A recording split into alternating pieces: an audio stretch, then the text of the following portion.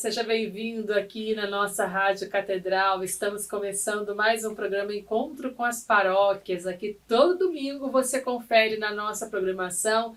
A gente tem a oportunidade de trazer para você aqui a vida do sacerdócio, também a sua vocação e o seu trabalho, não é? Muitas vezes na paróquia, mas também outras atividades, como nós já apresentamos aqui também para você no nosso programa. Hoje, com muita alegria, a gente recebe o nosso convidado. Ele foi ordenado no dia 9 de junho de 2001, é cantor, pregador, comunicador, tem uma linda história de evangelização, não só aqui no Rio de Janeiro, mas no Brasil inteiro. Hoje ele é vigário na paróquia Santa Rosa de Lima, na Barra da Tijuca, e com muita alegria eu recebo aqui o padre Gleudson Gomes. Seja muito bem-vindo, padre. Boa tarde, Fátima. Alegria toda minha poder estar aqui, poder partilhar um pouco dessa história. Que bom, né, padre? Tantas coisas. O senhor também, além de tudo, é cantor, né? Pois é, a gente tem esse trabalho com música. Começou, a sua vocação veio primeiro ou a música que veio primeiro? Não, a vocação veio primeiro. É. Na verdade, a gente nem tinha noção assim, de que a canção ia entrar aí no meio desse ministério, né? Mas a gente vai percebendo, né, que tem uma força muito grande de evangelização através da canção. Então, acho que foi assim, despretensiosamente Deus foi suscitando, né, pelo Espírito Santo essa experiência com a música, e aí acabou se tornando aí uma realidade concreta de trabalho, né, de gravação de canções. Quando eu vi, eu falei, eita, é isso mesmo. Seguiu em frente, não né, é? padre? E como que o senhor discerniu o seu chamado sacerdotal? Como que foi essa experiência? Pois é, essa história é uma história que começa...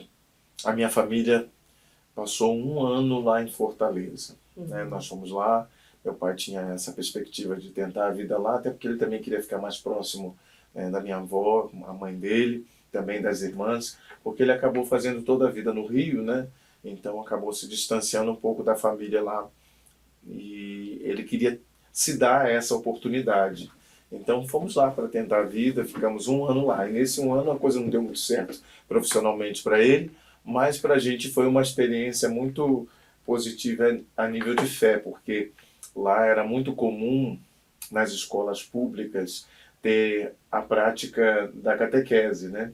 E tinha uma freira, uma religiosa, que fazia esse trabalho nas escolas. Então, essa irmã, que se chamava Irmã Maria de Lourdes, ela fazia catequese nas escolas.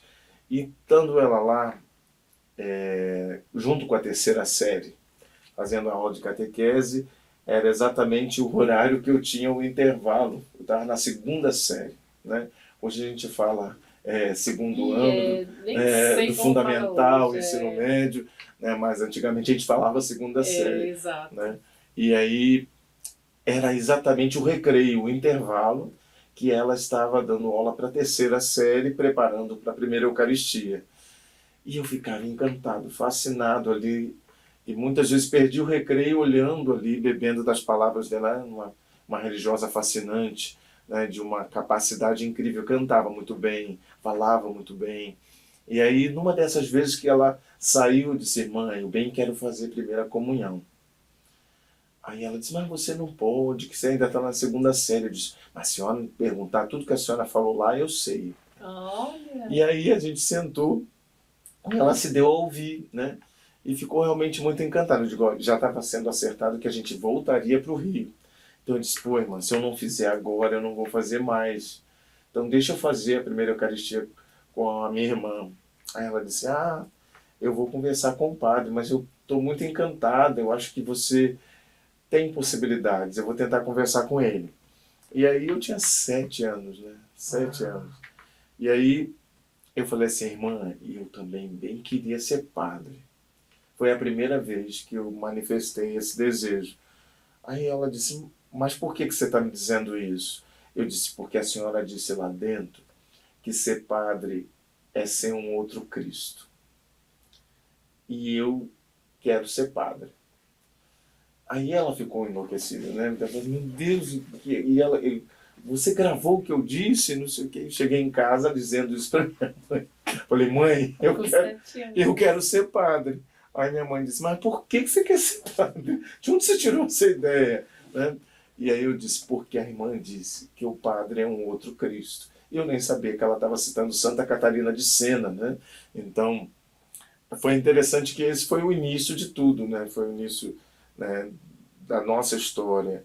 E dali eu acho que realmente tinha alguma coisa do mistério de Deus, porque ficou aquilo no meu coração. Depois a gente voltou para o Rio, e já tendo feito a primeira comunhão e também sendo batizado, porque nós não éramos batizados, nem eu nem minha irmã mais nova. Então, nós fomos lá em Fortaleza, batizados e iniciados, né, no banquete eucarístico. Fizemos a primeira comunhão. E quando a gente voltou para o Rio, a minha irmã ficou um tempo comigo indo à igreja, no final de semana e tudo, mas depois eu acabei seguindo sozinho. Eu ia à missa domingo, sozinho. A família do senhor não era religiosa? Não era praticante. Assim. Minha mãe sempre se disse católica, meu pai protestante, da Assembleia de Deus, né? E assim, todo mundo se dizia católico, mas não eram participantes. Então, eu e minha irmã íamos à missa no domingo.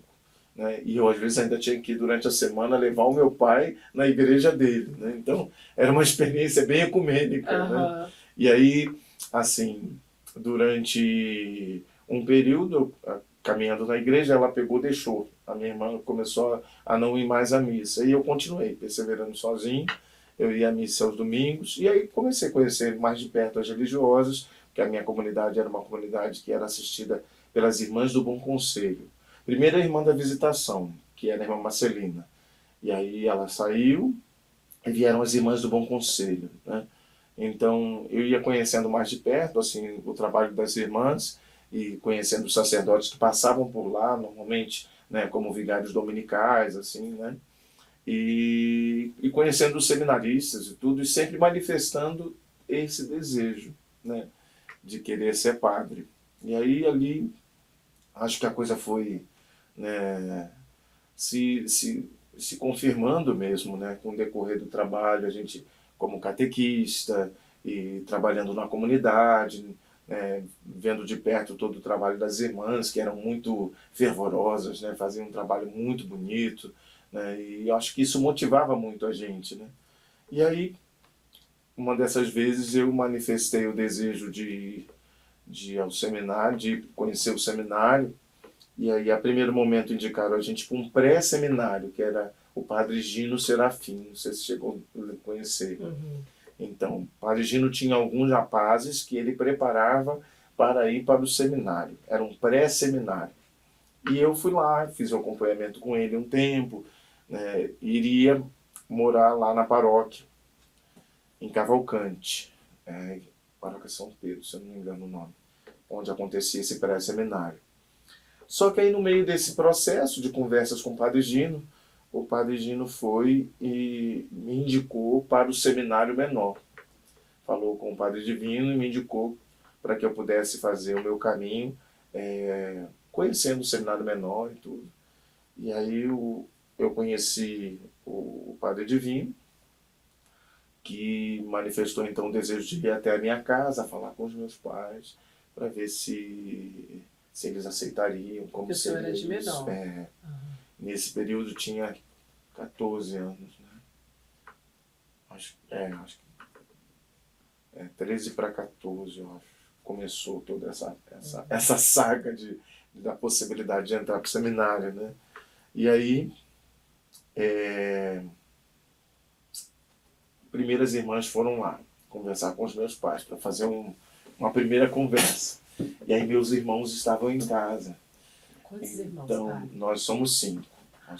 São todos mais velhos que eu sou o caçula, né? E aí eles não aceitaram. Os meus irmãos criaram muita resistência e foi bastante complicado.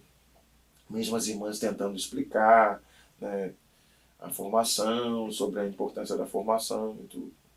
Mas eles foram um pouco resistentes. Só que aí o padre quis investir de novo na possibilidade e foi lá em casa de novo. Só que nesse dia só tinha o padre, eu e os meus pais. E aí eles começaram a conversar e nesse dia a minha mãe estava descascando o chuchu. É inesquecível esse dia, né? E nesse dia o chuchu foi com muitas lágrimas. ela ficou muito emocionada com a conversa e tudo.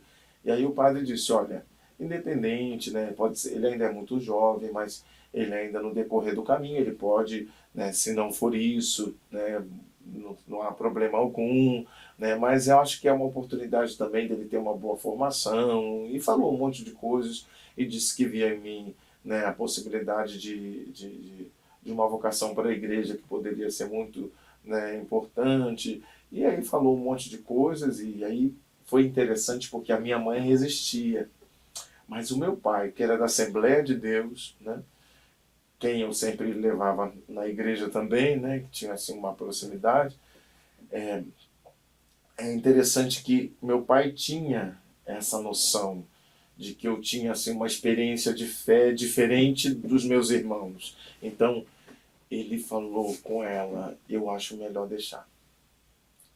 E aí foi a hora que ela começou a chorar que não parava mais. Eu acho melhor deixar. Não vamos brigar com Deus por causa disso. Ele quer e se ele quer, porque Deus colocou isso no coração dele. Disse algumas coisas assim, né? E naquele momento, assim, foi bastante importante. Achei muito... uma experiência muito interessante, porque meu pai era da Assembleia de Deus, né? Então, mas ele, naquele momento, ele foi... ali daquele, né? Foi o que realmente aceitou a possibilidade de eu ir para o seminário, e achei assim que meu pai foi, naquele momento foi muito forte de Deus para mim mesmo, né? Porque acho que teve um peso muito grande a palavra dele, né? E aí minha mãe, né, na verdade se dobrou, né, àquela realidade, até porque o que aconteceu depois que as irmãs foram lá e foi determinado que não teria a possibilidade de eu ir para o seminário, eu fiquei muito triste, né, muito. E eu era muito novinho, mas era perceptível, assim, né, que eu fiquei bastante desapontado, decepcionado e tudo. Então, os meus irmãos estavam um pouco incomodados com isso, né? E aí, quando veio o padre e abriu essa possibilidade de um diálogo de novo sobre a questão, aí, então, a voz do meu pai foi bastante uma voz de peso no meio disso tudo, né? Então, os irmãos aceitaram. aí aceitaram. Um pouco resistentes, mas eles tiveram que se dobrar, né? Porque foi um discernimento do meu pai e da minha mãe. E aí eu fui.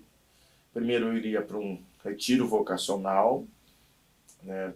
Vivendo aquela primeira experiência, porque eu não tinha feito o caminho vocacional que é normalmente o GVJ, que é um grupo vocacional para jovens que normalmente ficam por volta de um ano em acompanhamento, indo ao seminário, conhecendo um pouco assim, né, a estrutura do seminário, como ainda é hoje. Só que eu não fiz esse caminho, né? O padre disse, nós vamos levar você para esse retiro vocacional, que acontecia lá na fazenda de Itaipava, fazenda do seminário, e lá a gente vai realmente discernir, aí vai ser realmente a tua experiência comunitária, né, com os outros rapazes que estavam fazendo esse caminho durante um ano, e se a gente discernir que acha realmente interessante você entrar para o seminário, ali vai ser a última palavra, né, vai ser decisivo. E aí eu fui para esse retiro. No meio do retiro, era janeiro, dia 16 de janeiro, eu estava fazendo aniversário, fazendo 15 anos. E aí nesse retiro, antes de todo mundo saber, porque todos ainda iam fazer o discernimento, né? E durante o encontro eles iam chamando alguns para poder dizer que o seminário estava aceitando eles para ir para o seminário. E aí no dia do meu aniversário o padre me chama e disse, olha, eu tenho um presente para você. Mesmo você não tendo feito todo o caminho vocacional de um ano com a gente, né? Eles sempre me viam com o texto na mão e eu tinha um livro da vida dos santos que eu não soltava por nada, né? Então ele disse, olha, a gente viu muita piedade em você e nós queremos te dar esse presente, né? Hoje é o dia do teu aniversário, então saiba que você entrou para o seminário, né? Nossa. E aí eu lembro que foi um dia muito, muito de uma emoção assim muito forte para mim, era um menino ainda, né? E eu lembro que Depois eu fui contar para um colega meu que estava próximo de mim, aquela história de ser um outro Cristo, né? Que ele me perguntou, por que você quer ser padre? Aí quando ele fez essa pergunta, eu contei toda a trajetória lá de trás.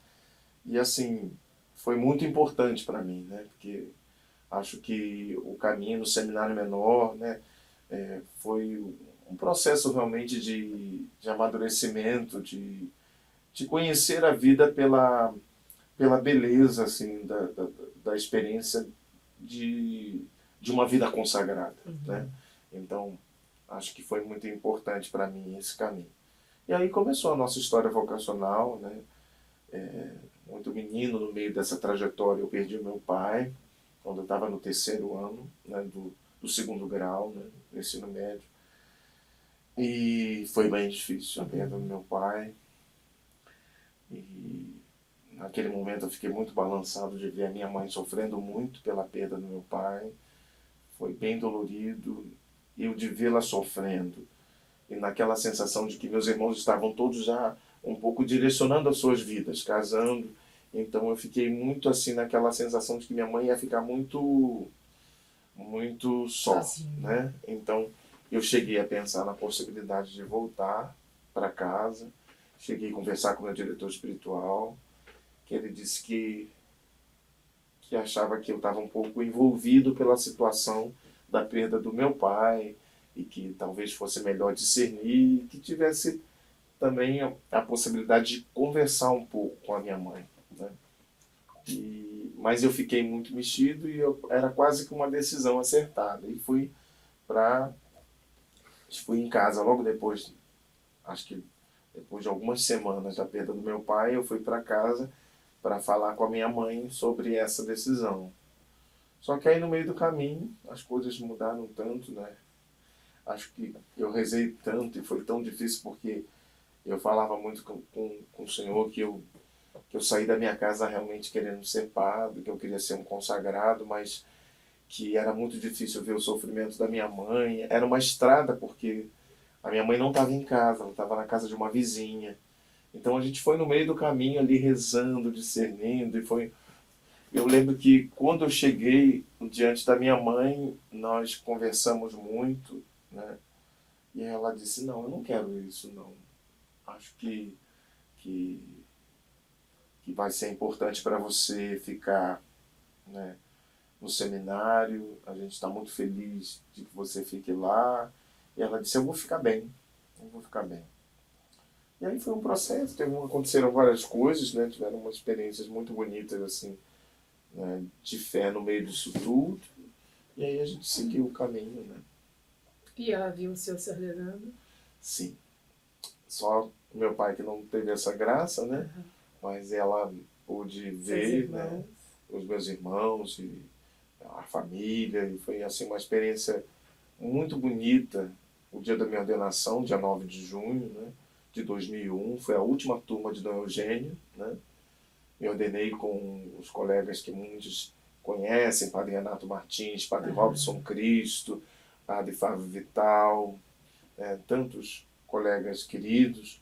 E foi uma turma sempre muito especial, assim, de padres realmente de coração muito dedicados ao reino de Deus.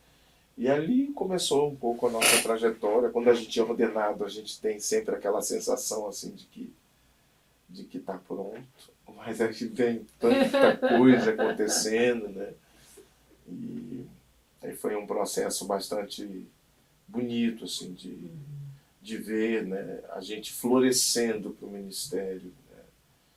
Quanto a gente aprende com o povo de Deus, quanto a gente sentado para confessar, a gente aprende muito da experiência da vida das pessoas, né? A gente entende da misericórdia de Deus, a gente entende, né, do que uma palavra de sabedoria é capaz de mudar na vida das pessoas, o quanto a gente ser a presença de Jesus, né, no exercício do ministério, né, para essas pessoas fazem de tão diferença, né? Então foi um aprendizado mesmo, assim. Hoje eu estou fazendo 23 anos de sacerdócio, né? E tive a oportunidade de passar por algumas comunidades, por algumas paróquias, todo o trabalho também com a música e retiros, né, e todo o nosso envolvimento com a renovação carismática, né, o quanto a renovação foi importante na minha vida espiritual, né, quanto eu bebi e bebo das experiências, né, de outros sacerdotes que, mergulhados nessa experiência, foram tão importantes para ir formatando a ideia daquilo que a gente, né, quer ser como sacerdote para os irmãos.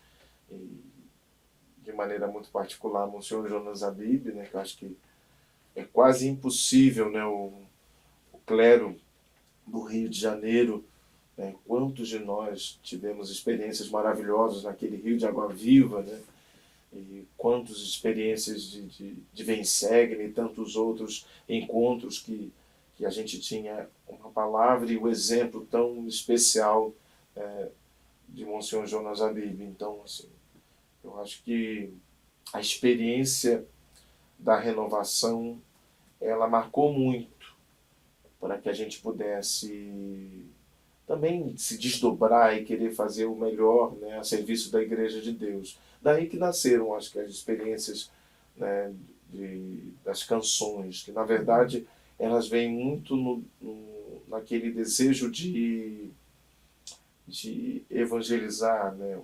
Muitas vezes era interessante, eu entrava numa adoração, ou entrava num momento de pregação, de oração após a pregação, e de repente nasciam as canções, e eu nem sabia o que eu ia fazer com aquilo, né?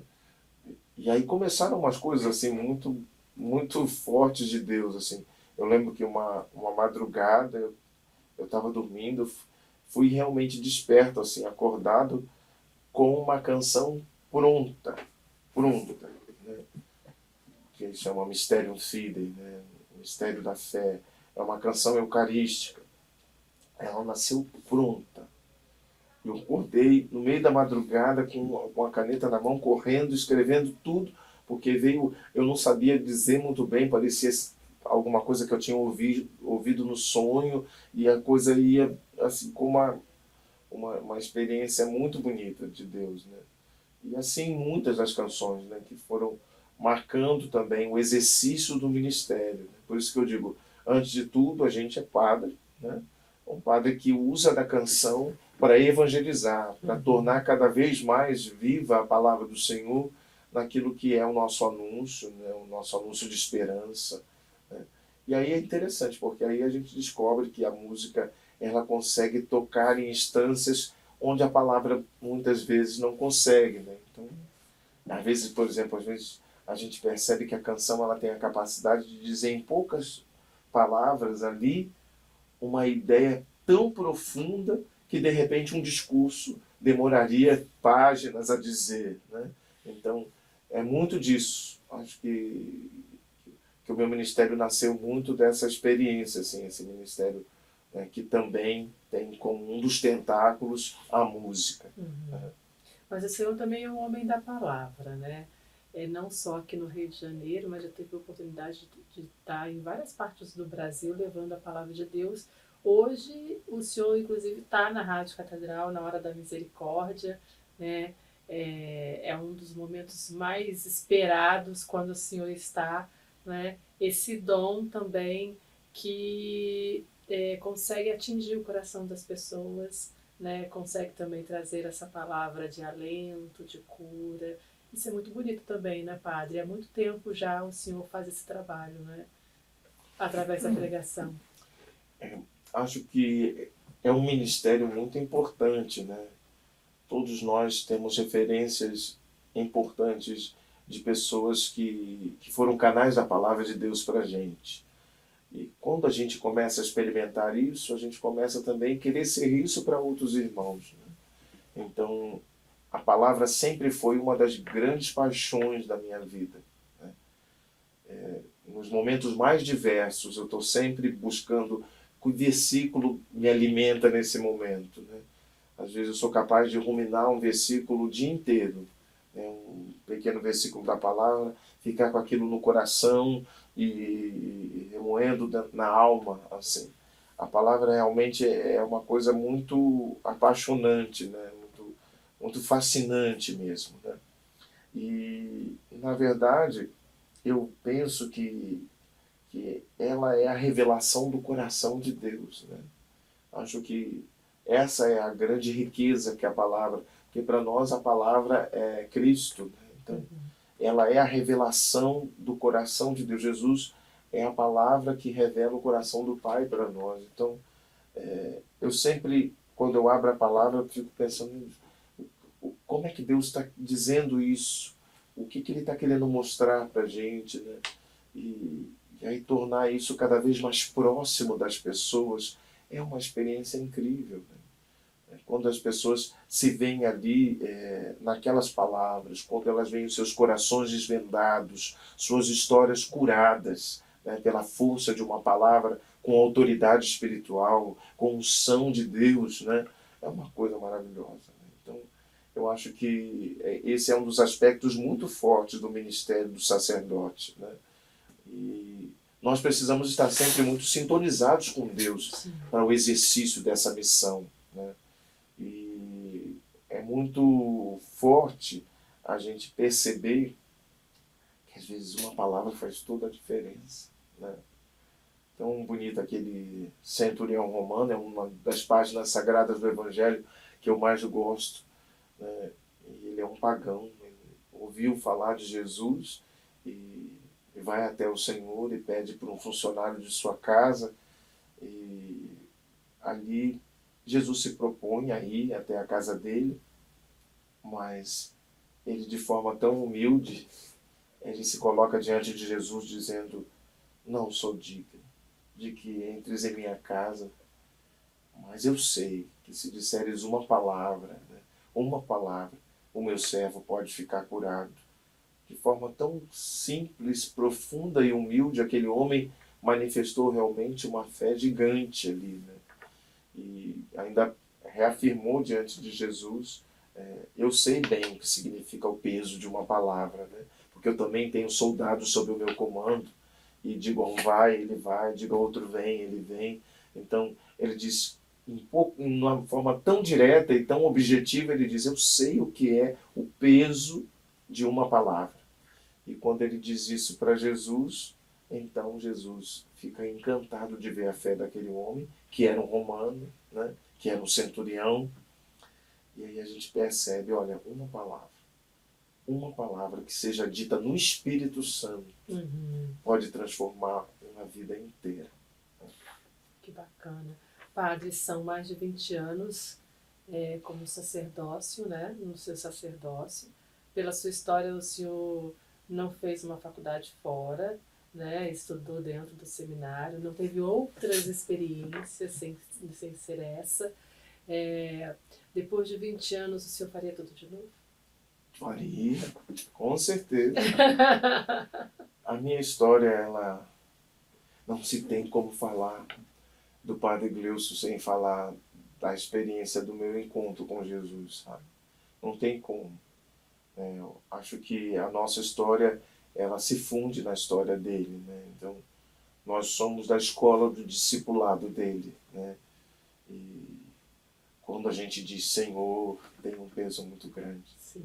É o nosso mestre, a nossa vida, a razão do nosso ser mesmo, né? Então, eu muitas e muitas vezes disse esse Senhor em extremos louvores, mas disse também muitas vezes em extremas lágrimas, né?